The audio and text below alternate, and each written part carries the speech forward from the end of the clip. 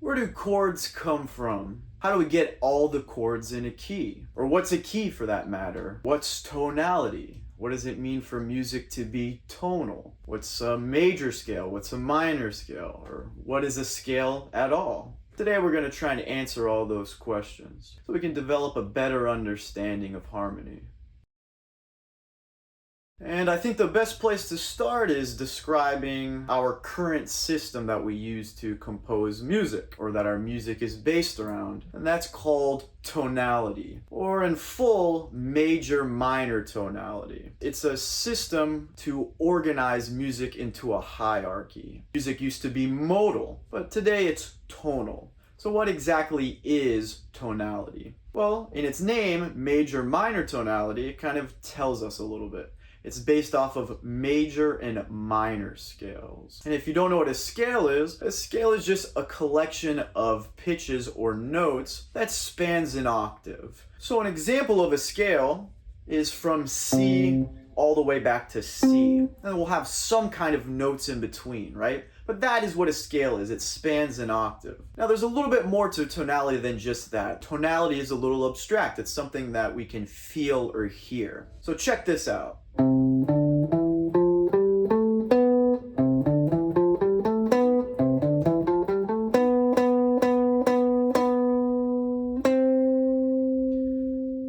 Your ear was probably hearing that resolution before it happened. Your ear was hearing this strong pull from this note, which is B in the key of C, to C. And I feel like that demonstrates really what tonality is. It's this gravity within these major scales and minor scales as well. So major scales are just patterns. A pattern of intervals, which just means the distance between two notes. So a major scale is a whole step, another whole step, a half step, a whole step, another whole step, another whole step, and then a half step. And the cool thing about major scales because of that is that they're all transpositions of each other. All major scales follow that same pattern, but just starting on a different note or a different pitch. And because Western music divides the octave into 12 different notes, we can get 12 different major scales, or also 12 different minor scales. Because all major scales are transpositions of each other, the same pattern, just starting in different places. And the same for minor scales. Minor scales are all transpositions of each other. The same pattern, just starting in a different place. You know, it's not necessarily the notes that are important, it's the intervals. It's the intervals that create these unique melodies, these unique harmonies. That's the reason why Twinkle Twinkle Little Star sounds like Twinkle Twinkle Little Star, no matter where you start it. Check this out.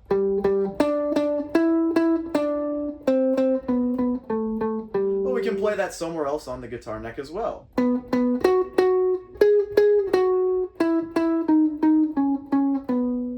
Or we can play it over here.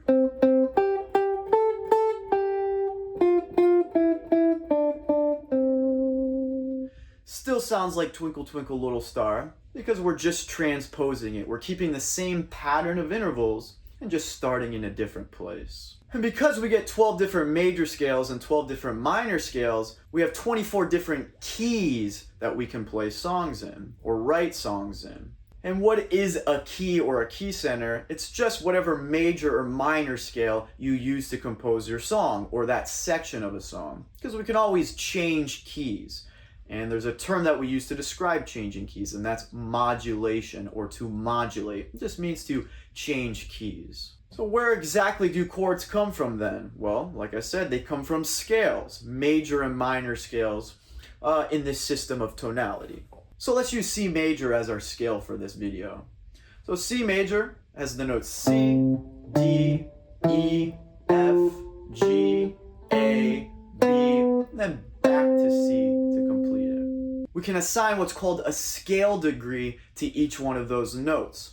And it's really simple. We'll just number them in order. So C is 1, D is 2, E is 3, F is 4, G is 5, A is 6, B is 7. And then back to C, where it starts all over. So we get 7 scale degrees, and they each get what's called a function. We won't name all those functions, but we'll just talk about 3 of the most important ones. The 1 is called the tonic. We might hear people call it the root as well. It's kind of at the center of our little musical universe, or our little musical solar system. Everything kind of orbits around our C, and there's a strong gravity always pulling us back to C. The next most important degree is the 5th. It's called the dominant. And the chord that will build on the dominant has the strongest pull, or one of the strongest pulls, back to our tonic, which is C. 5 to 1. Another really important degree is the 4th, which is F in the key of C major. So we have 4, which also has a pull back to 1. It's called a plagal cadence.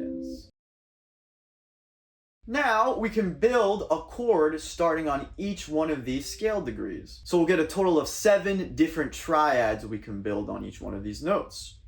And to build a triad, all you do is something called stacking thirds, which really just means skipping a note twice. And I'll show you what I mean. So if we start on C, we skip D, and we go to E. We do that one more time. We go from E, skip F, go to G. And you get your 3 notes of your 1 chord. C, E, and G. And you can do that starting on every one of those degrees. So we can do the same thing with D. D, skip E, go to F. F, skip G, go to A.